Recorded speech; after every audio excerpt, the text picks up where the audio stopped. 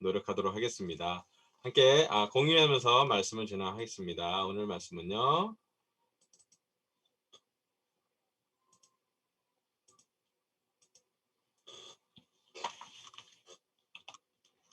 벌써 신명기 말씀 강해로 13주 지난주까지 했습니다. 지난주는 우상 숭배를 하지 말라라는 말씀을 전했습니다.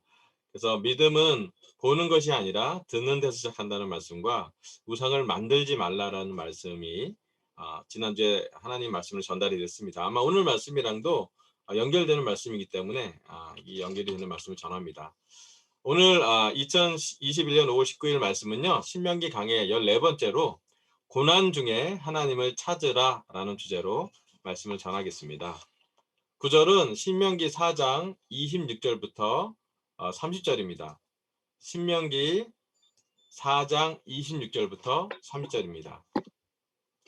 제가 같이 한번 읽어보도록 하겠습니다. 신명기 4장 26절 제가 읽겠습니다. 오늘 내가 하늘과 땅을 증인으로 세울 것이니 당신들이 요단강을 건너가 차지하는 땅에서 반드시 곧 멸망할 것입니다. 그 땅에서 오래 살지 못하고 반드시 망할 것입니다. 주님께서는 당신들을 여러 민족 사이에 흩으실 것입니다. 주님께서 당신들을 쫓아보내실 곳, 그곳 백성 사이에서 살아남을 사람이 많지 않을 것입니다. 당신들은 거기에서 사람이 나무와 돌로 만든 신, 즉 보지도 못하고 듣지도 못하고 먹지도 못하고 냄새도 맡지 못하는 신을 섬기게 될 것입니다. 거기에서 당신들은 당신들의 하나님이신 주님을 찾으실 것입니다. 당신들이 하나님을 찾되 마음과 성품을 다하여 하나님을 찾으면 만날 것입니다. 당신들이 환난을 당하고 마지막 날에 이 모든 일이 당신들에게 닥치면 그때에 가서야 비로소 당신들은 주 당신들의 하나님께로 돌아와 그에게 귀를 기울일 것입니다. 아멘. 여기 신명기 4장 26절부터 30절 말씀은 신명기의 중심 말씀을 점점 전하고 있습니다. 제가 소음이 나는 걸 좀 지울게요. 네. 신명기 4장 26절 말씀은 사실은 좀 슬픈 말씀이기도 합니다. 말씀 내용을 보면 우상 숭배를 하고 난 이후에 그 결과를 모세는 이스라엘 백성에게 경고하듯이 말씀을 전합니다. 사실은 하나님은 모세를 통해 이스라엘 백성에게 약속의 땅에서 생길 일에 대해서 설교를 하고 있습니다. 이집트 노예에 탈출하는데 한 400년 걸렸습니다. 노예 생활을 한 400여 년 했다고 봅니다. 그리고 광야 생활을 한 40년 했다고 약 38년에서 40년 정도로 그들은 광야의 생활을 했습니다. 그리고 그들은 약속의 땅을 위해서 전쟁을 하게 됩니다. 여호수아와 함께 정복 전쟁을 하고 또 그 정복 전쟁을 한 후에 이스라엘 땅을 다 약속의 땅을 찾고 난 다음에도 하나님은 이스라엘 사람들이 우상 숭배할 것에 대해서 예언을 했고 그 결과에 대해서 이스라엘 사람들이 가져갈 고난에 대해서 이미 신명기에 예언적으로 설교하는 모습을 볼 수 있습니다. 약속의 땅에서 가장 큰 위협은 그 약속 땅에 있는 우상을 숭배하는 것이라고 모세는 설교하고 있습니다. 하나님 외에 다른 신을 섬기게 되면 민족의 정체성을 잃게 되고 그리고 성경 구절에 나온 것처럼 다른 신을 섬겼기 때문에 이스라엘 사람들에게는 큰 재앙이 온다라고 이야기를 합니다. 우상 숭배를 했기 때문에 나오는 그 환란입니다. 그래서 지난주 설교는 우상 숭배를 하지 말라고 했는데요. 이번 주 설교는 우상 숭배를 하고 난 결과에 대해서 말씀을 나누면서 우리도 이 말씀을 통해서 함께 배웠으면 좋겠습니다. 오늘 제 설교 첫 번째 포인트는요.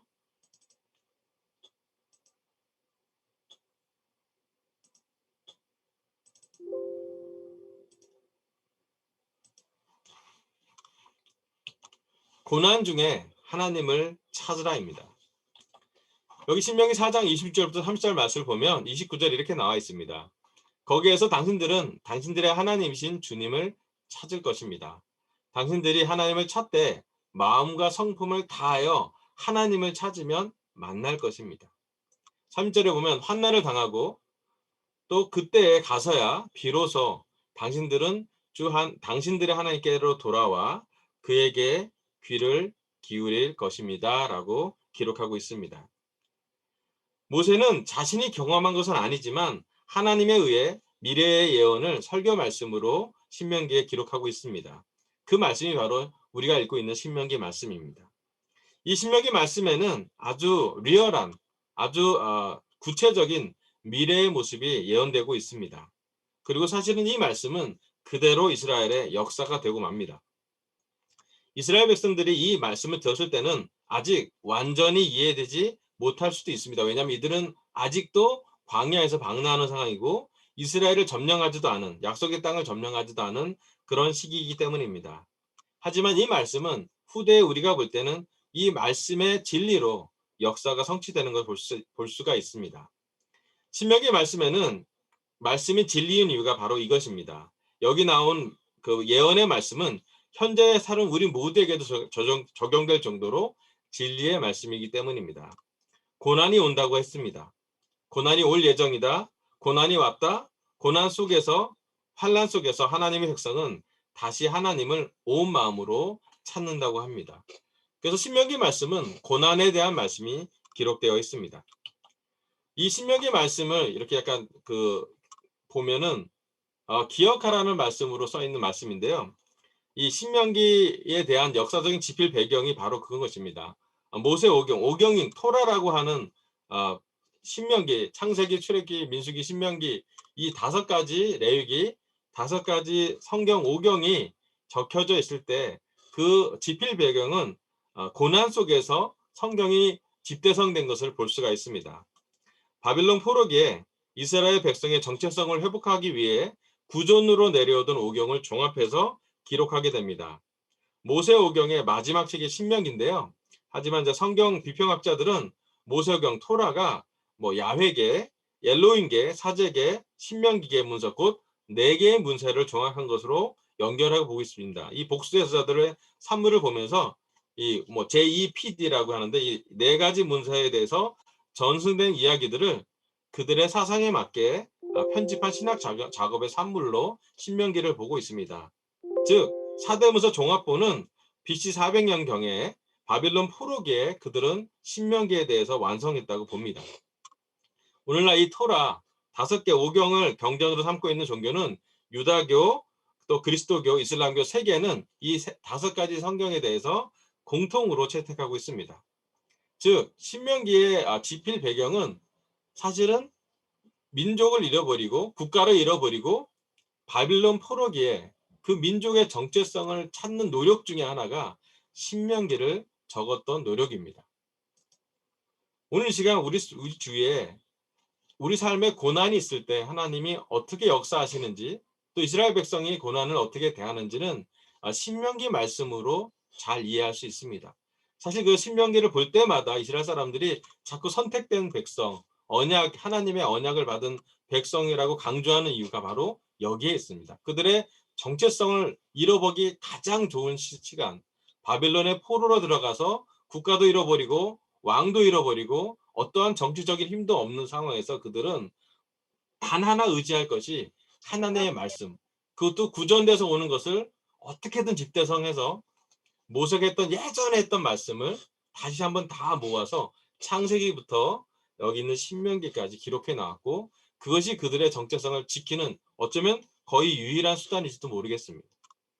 오늘 우리에게 있는 고난도 함께 연결시켜 본다면 신명기가 고난 중에 작성된 말씀 성경이라고 보았을 때 오늘 이 시간 우리 강서교회 제자들에게 어떠한 고난이 있는지 한번 생각해 볼 필요가 있습니다. 예, 우린 육적인 고난이 있습니다. 코로나 상황이 지속되어서 우리에게 참 크고 작은 고난이 지속되고 있습니다. 건강과 질병, 또 아픈 사람이 우리 주위에 있고요. 또 우리 중에 암 수술을 준비하는 어머님도 계시고 또 이익배 아버님도 늘 건강에 기저질환이 있기 때문에 건강에 대한 도전이 있습니다. 네, 재정에 대한 도전도 있죠. 각 가정마다 재정적인 도움이 필요할 때도 있고요. 삶의 여러 가지 크고 작은 문제들이 우리에게 있습니다. 직장과 진로 또는 각 가정의 어려움들은 다 얘기할 수 없지만 우리 삶의 고난으로 점쳐져 있습니다. 영적으로는 또 다른 고난이 우리에게 있을 수 있습니다. 아무리 기도해도 응답되지 않는 기도가 우리한테 있습니다. 또 하나님의 사랑과 은혜가 깊게 느껴지지 않을 때 머릿속은 하나님의 말씀을 알겠는데 마음에는 하나님 말씀이 잘 와닿지 않을 때가 우리한테 있고요. 때로는 우리가 죄의 유혹에 넘어져서 죄를 질 때도 있고 크고 작은 죄책감이 우리 안에 깊게 자리 잡고 또 우리의 성품 안에 우리의 삶 안에 영적인 어떤 여러 가지 많은 부분이 마치 장애물처럼 고난의 모습으로 우리에게 올 때가 있습니다. 네, 정서적으로도 우리한테 고난이 옵니다. 우리가 무력하게 느낄 때가 되고 있고요. 또 게으름이 있을 수 있지만 또 반대로 우리가 삶에서 여러 가지 많은 부분이 노화되거나 지치거나 피곤이 잘 풀리지 않을 때도 있습니다. 마음이 집중이 되지 않고 분산될 때가 있고요. 걱정과 염려가 많이 옵니다. 특히 코로나 상황에서는 더 많이 오죠. 두려움이 올 때가 있고요. 외로울 때가 있고 또한 지칠 때가 옵니다. 그리고 아무리 노력하지만 사실은 마치 짓눌린 그 마음이 잘 풀어지지 않은 우울감으로 느껴질 때도 있습니다. 그때 하나님은 신명기의 말씀을 통해서 또 모세를 통해서 우리에게 전달하고 있습니다. 고난 중에 하나님 말씀을 찾으라고요. 고난이 있기 때문에 환난을 당할 때에 우리가 의지할 곳이 어디인지를 명확히 보기를 하나님은 간절히 원합니다.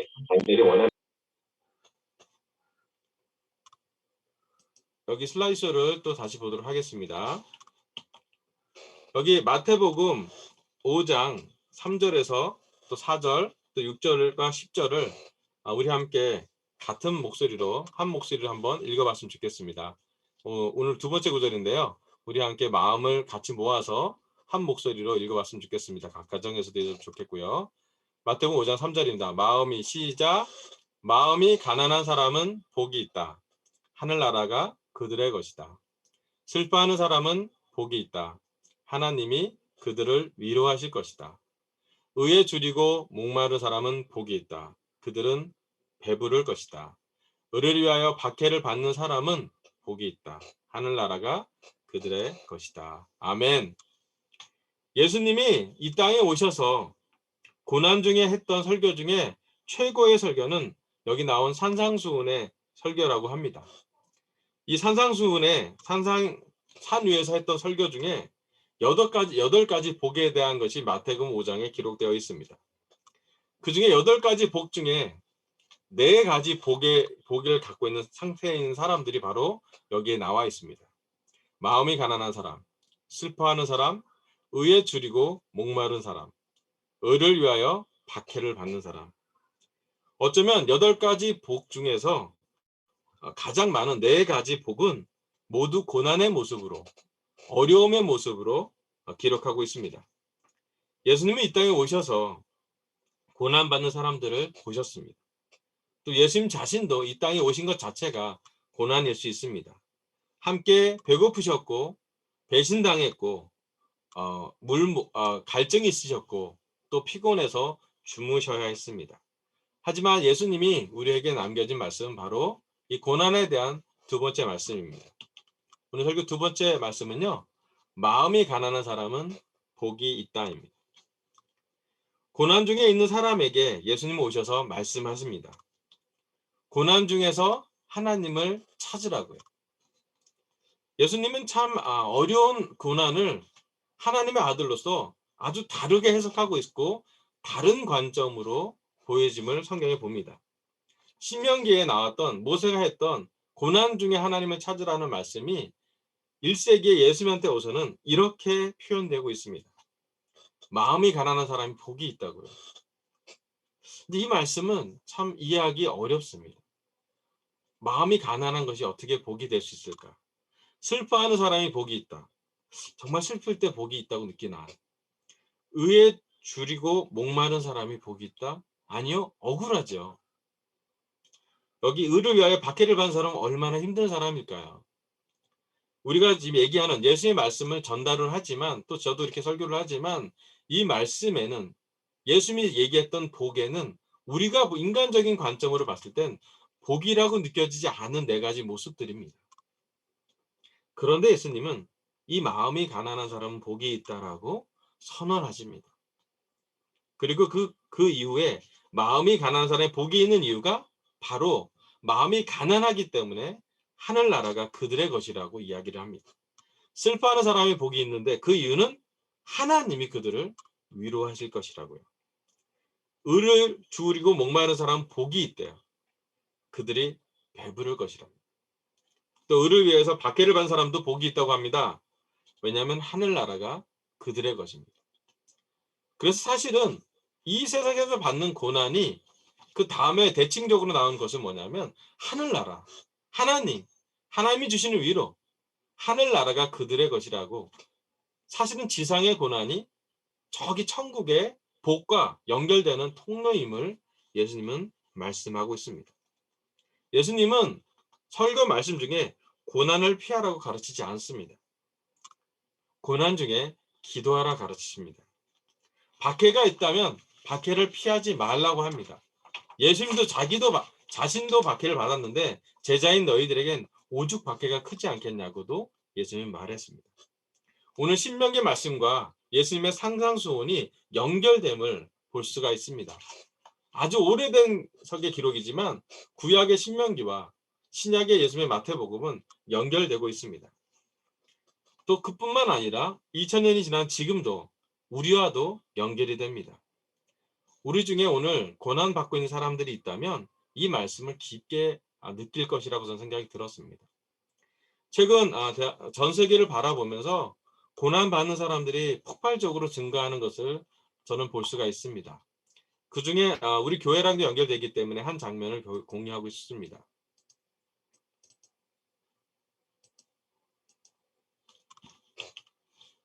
현재 인도 그리스도교회, 인도 교회에 대한 기도 요청이 전 세계에 많이 지금 도착해 있습니다.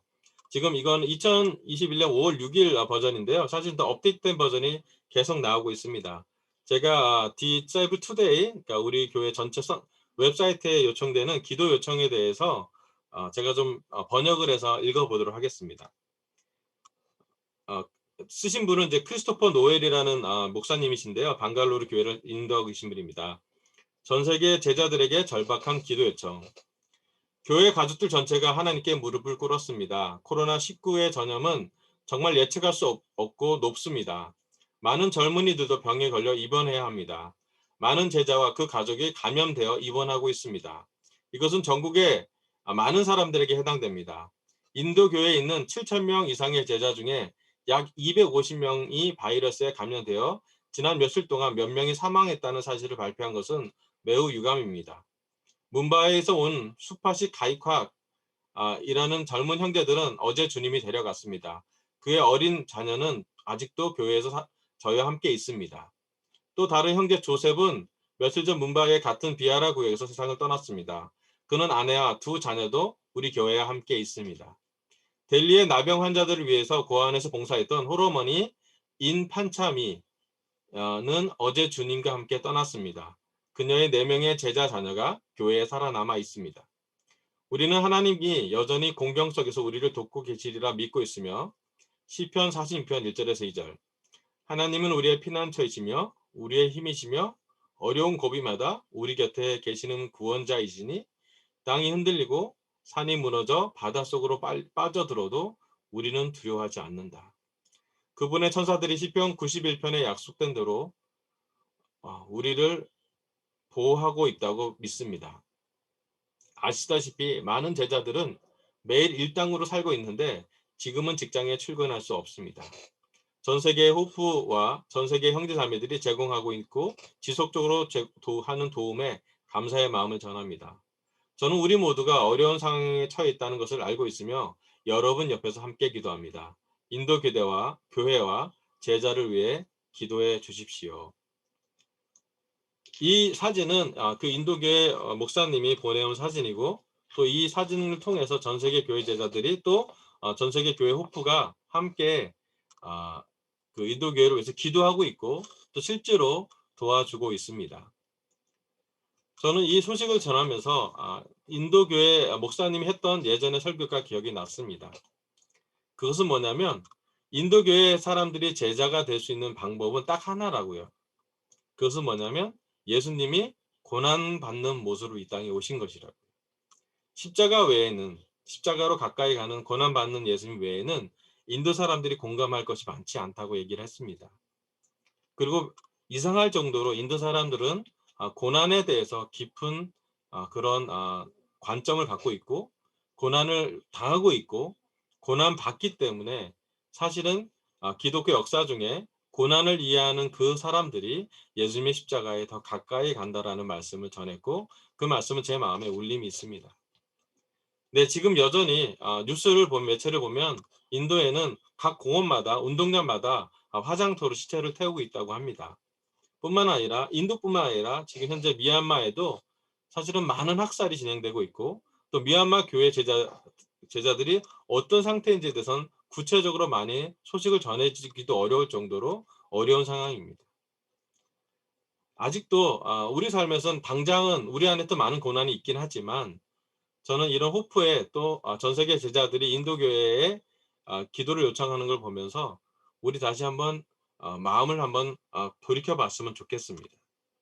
오늘 우리 고난받는 사람에 대해서 한번 생각해 보고 또 고난 중에서 역사하시는 하나님에 대한 그들의 깊은 확신에 대해서 생각해 봤으면 좋겠습니다.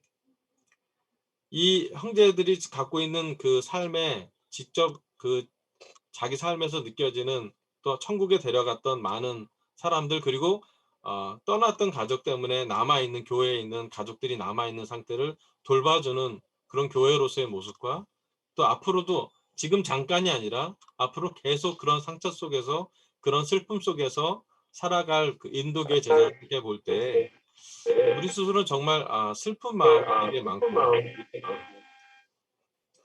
또 슬퍼지는 것을 경험할 수 있게 됩니다. 개인적으로 좀 부탁하고 싶은 것은 우리 모두가 한번 이 인도 제대로 위해서 기도했으면 좋겠고 또 한 번이라도 우리 모두가 마음을 다해서 한 끼라도 금식하면서 인도 교회를 위해서 기도했으면 좋겠고 또 인도 교회에서 우리 한국 호프 담당 송정호 형제도 모금을 했다고 하는데 1차 모금을 일단 보냈습니다. 한국에서 급하게 빨리 보냈는데 혹시나 2차나 더 기회가 있었다면 우리도 함께 조금이라도 모금을 해서 이런 절박한 교회의 상황을 같이 나누기를 바랍니다.